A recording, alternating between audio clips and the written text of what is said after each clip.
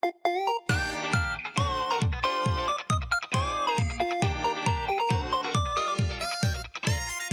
everyone, and welcome back to another episode of the Toasted Sushi Podcast. And for once, this week I'm actually recording on time. Technically, not. I am recording this on Sunday morning, and I hope to edit and upload it today. Again, I said I hope to. I am very lazy when it comes to editing, so yeah. So this week it's gonna be one of those episodes where I just talk about random things I saw and I just realized over the week. So there's no proper topic to this week.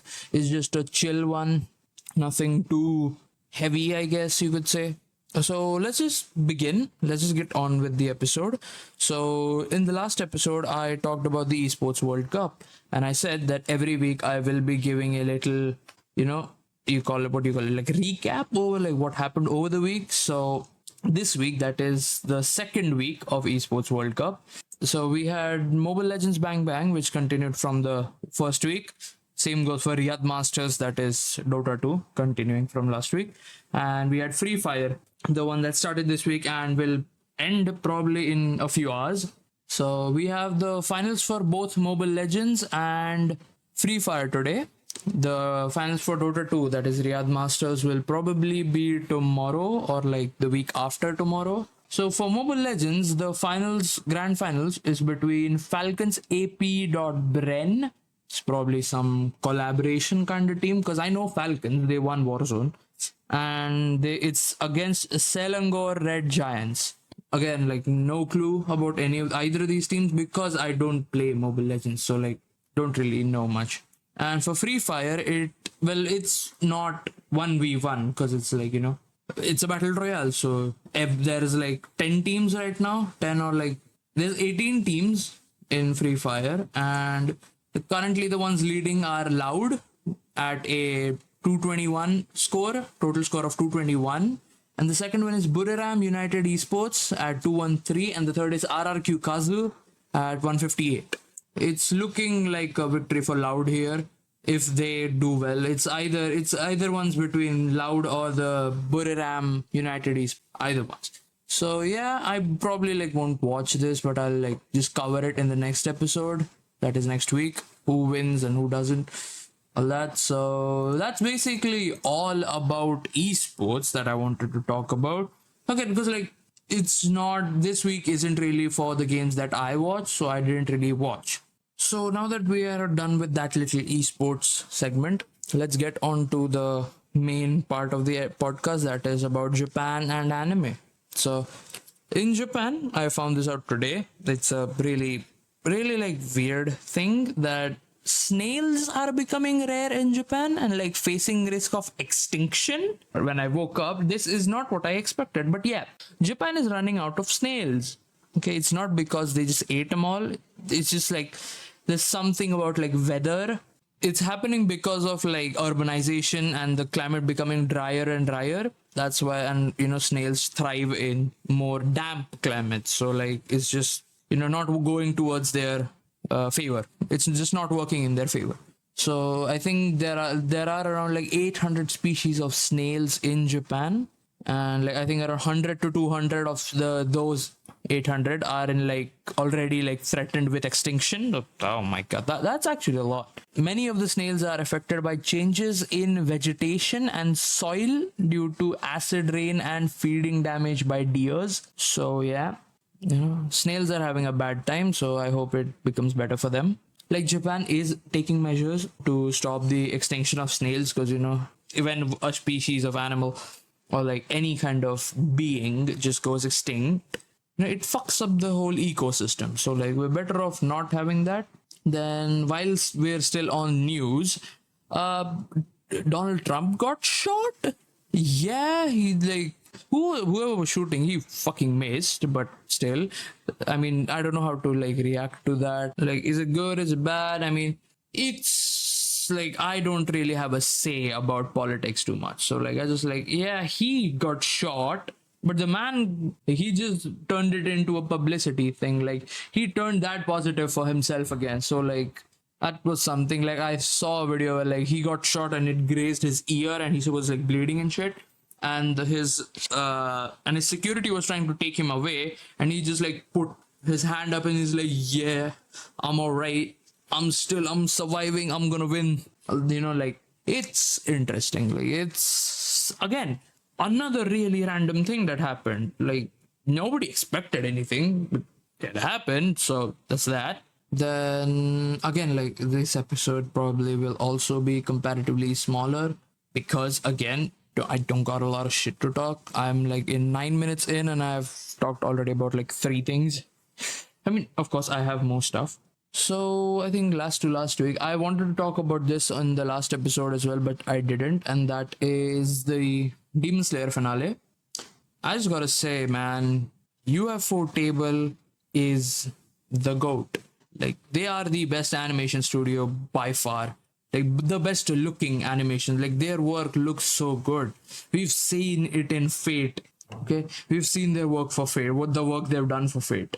Like, I can't wait for Demon Slayer, the final 3 movies to come out. Because it's gonna be amazing. Like, UFO Table's work on the big screen is, especially like what's gonna come, like the whole Zenitsu's maximum use of thunder breathing. Kanao and Inosuke versus Doma, that fight is gonna be sick. Tanjiro versus Muzan is going to be sick. The Akaza fight is gonna be sick. Like all these things, like I'm just waiting to watch them on the big screen. Of course, I will watch all 3 of them in the theater. I can't miss it. I already missed the first movie, so I don't want to miss the movies now. So that's about Demon Slayer. But yeah, I just want to say, like, unlimited budget works, bro. Or as I like to call it, money breathing first form, infinite budget. Like it's so cool the way their animation goes, and especially like the scene where also spoilers if you haven't actually seen the finale episode, like where Muzan is standing in the center and every single Hashira and Tanjiro, they all like use their forms and they're just like jumping towards Muzan.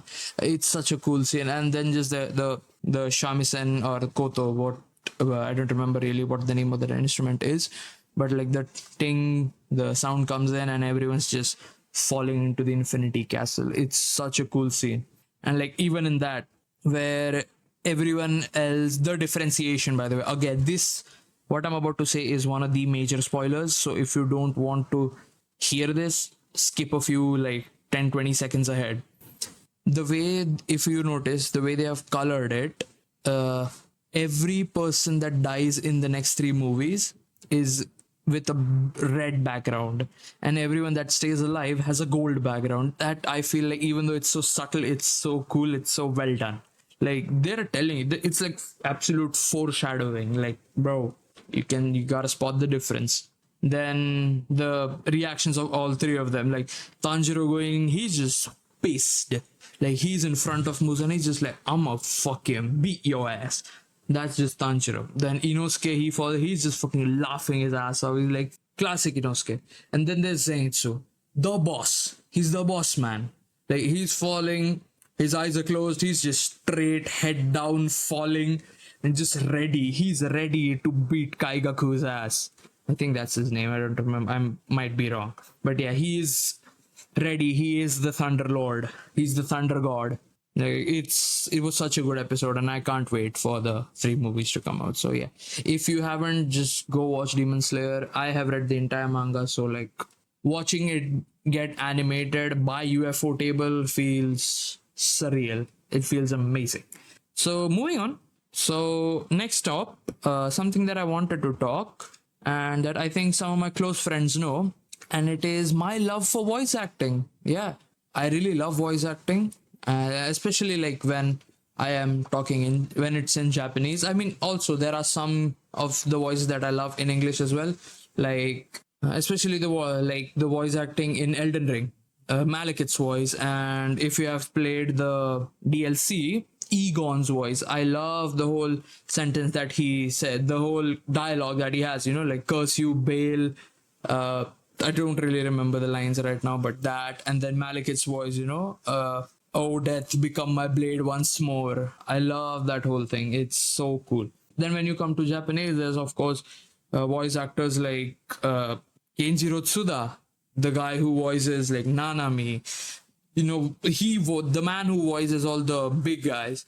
Then there's I can't remember his name, but the guy who voices Dio, him again, amazing voice actor. Then voice actor for Aizen, one of the best works he has. People know me for not liking Attack on Titan. Yuki Kaji is an amazing voice actor. I love his voice acting. Even in Attack on Titan, I love the way adult Eren's voice is. I love it. So yeah, I have not really tried to do voice acting as much, but like some of my friends know that like I sometimes try to do like these like really deep and like rough voices. I love to do those kind of, even though like it later on like I barely am able to speak after that because my throat just like dies. So yeah, like even though it dies, I love doing that. So, and also in Japanese, like I've been studying Japanese for ages now. So like when I'm reading manga, I am always like in my head, I am thinking of it as the voices of those characters. If I have seen it, see if I know if I know the voices, how they are. But like, yeah, I always think of them as them reading, and then like I try to mimic these voices a lot. I'm not going to do it on the podcast though yet. Once I am good, once I'm actually like a lot better at it, I will do it. Then the main voice that I want to try out, like there are like 3 voices that I want to try out. That is this is in English by the way. One is Egon, Malekith, and the third Omen from Valorant. So these are the 3 characters that I really want to try. One voice that I really want to replicate is Nanami's voice, and the other voice is Urahara, Kisuke Urahara from Bleach. I want to try and mimic his voice. I'm not really that good yet, but yeah, also he's also one of the voices that I love hearing, like Urahara's voice. It's so cool. Then, so since we are on the topic of Japanese, I just want to say, like my voice changes a lot when I start speaking Japanese. Like it just drastically changes. Of course, at some point, like to some extent, there is an accent to it, but I am working on like removing that accent out. Same goes for, I think, for English as well. Like I have an accent in certain words. So where am I going with this? The sound, voice changing and stuff. I have noticed that my voice, like I can't sing. Okay, I'm shit at singing. But for some reason, when I try it out in Japanese, it doesn't actually sound half bad. Am I gonna sing on the podcast? No, I'm not. I'm sorry, bro, but like, no, y'all ain't getting that. Okay, it's too much of a meme. I mean, y'all not getting it yet. Again, yet. There's a yet to everything. Okay, you'll eventually get it when I'm equally as good. The reason why I think like this, like the whole my voice being half decent when I'm singing in Japanese, is because I sing along when I'm listening to Japanese songs a lot. Like even if it's in my head or like just when I'm listening to it on my own alone, I sing along a lot. Main reason being I am studying Japanese, so even songs and anime, all these things, like when I watch them and I repeat those words, they help me become more fluent in Japanese. So that's the main reason like why I feel sometimes my Japanese becomes a lot more fluent than English as well. Yeah, I think I have spoken in Japanese in the podcast a little bit, but like the thing is, I become fluent, but the problem comes in is where like words a lot, because I have to think of words, like for English I don't, it just comes to you. And like in Japanese it's like I said this, but then what is the word for some word? Like if I have to use the word computer, what do you say? Do I say like computer? You say that, but like in Japanese it's not called computer, it's actually called pasokon. So like it's really confusing. Like people also say computer, but they also say pasokon. So like you have to like intentionally think before saying things. Like of course I can say things, the small things, like like a little introduction. Like I can say that. That doesn't become me giving my introduction in Japanese doesn't become like a voluntary action. Like I can just do it without actually thinking about it. I don't know how much sense this makes. It's probably like I'm just straight up speaking bullshit. Like, and most people are like, just what is this guy on about? But I don't know, it's making sense to me. So I hope it makes sense to you too.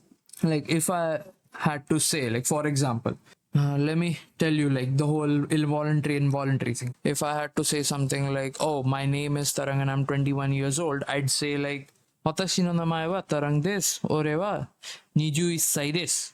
It just goes on fluently.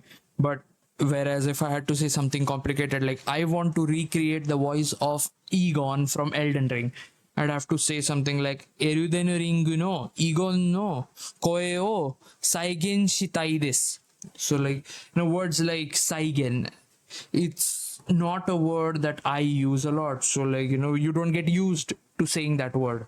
So, like, you just have to use these words over and over and over and over and over again to remember that. And that's why I like sing along a lot. I speak alongside anime. I sing along Japanese songs so that I can use these words a lot more. So before I end the podcast, let's go back to anime, and I just want to give a little portion about the anime that I watched over the week, the stuff I'm currently watching. So first one is Fairy Tail. I told you last week as well that I have started Fairy Tail. I am about like 20 episodes deep right now, and it's nice actually. Like, it's not something spectacular, but it's generic, but it's a nice generic. Like, after watching all these anime with quirky and different storylines, something generic feels nice. Yeah, like, something generic just feels nice. It feels refreshing to watch something simple. So yeah, I am liking Fairy Tail. Okay, we are increasing our boundaries. I was at a point, I didn't like One Piece, I didn't like Fairy Tail. Now I love One Piece, and I'm now starting to like Fairy Tail as well. So that's Fairy Tail. Then the Failure Frame, another anime that I was really pumped about, I was really interested in, and it is as I expected. The starting feels somewhat similar to that one part in Solo Leveling where Sung Jin Woo is just killing a lot of those bugs to level up, and that's what the main character of Failure Frame does. Like, Sung Jin Woo used status abilities, like status ailments, like paralyze and a poison, to kill his enemies a lot in the series. And the same way in this, he uses sleep, paralyze, and poison. So they are called abnormal effects in the series, to beat his enemies and just become hell overpowered. And again, by the end of episode 2, he's just really overpowered already. So I'm excited for episode 3. I want to see what happens. Let's just hope that it's not a mix of 5 different anime, because at times mixing 5 different animes with completely different storylines can go really wrong. The next one is I Parry Everything. I watched the second episode and it's nice. The second episode was a lot lighter, where we see the main character get his main weapon. It's just like big ass guts-esque sword, this iron slab. That's nice. I liked the second episode. It was a chill episode, nothing interesting. And I think episode 3 will have the main anime. Like, from episode 3 it'll kick off, so I'm interested in watching episode 3. Then the Nubio's Son. Again, the next episode 2 was also decent. It was okay. It was nothing spectacular. It was another just like, oh, I'm too overpowered but I don't know it kind of anime. So I will probably watch the third episode. I will watch the entire series. It's a decent anime. I won't call it amazing, I won't call it bad. It's decent, it's good. So that's all the anime that I've watched this week actually. Why? Because I was watching The Boys. Yeah, I was binge watching few of the episodes of The Boys, and like, in Boys we had a lot of things this season. Like, we had a boys version of Spider-Man, we had killer sheep, killer chickens, killer bulls. Then we had Frenchie became gay, so good for him. And we had Ryan becoming fucked up by the episode, more like. Yeah. And then A-Train became a good guy. Also, I should have probably said this. Spoilers. bit too late for that, probably. I'm sorry. So that A-Train became a good guy. Then what else was there? Huey's dad became a soup and then was put down as well. So rip Hugh Senior. You were amazing. You were an amazing dad. But yeah, there's probably a lot more. I'm just not remembering them right now. So I will actually just end off the episode here. This is a not so well made episode, so my bad, because I genuinely did not have time to actually think of something, and not a lot of shit has actually happened over the week for me to actually create a proper big ass episode. So yeah, my bad. But yeah, and I'll see you guys in the next episode. Goodbye.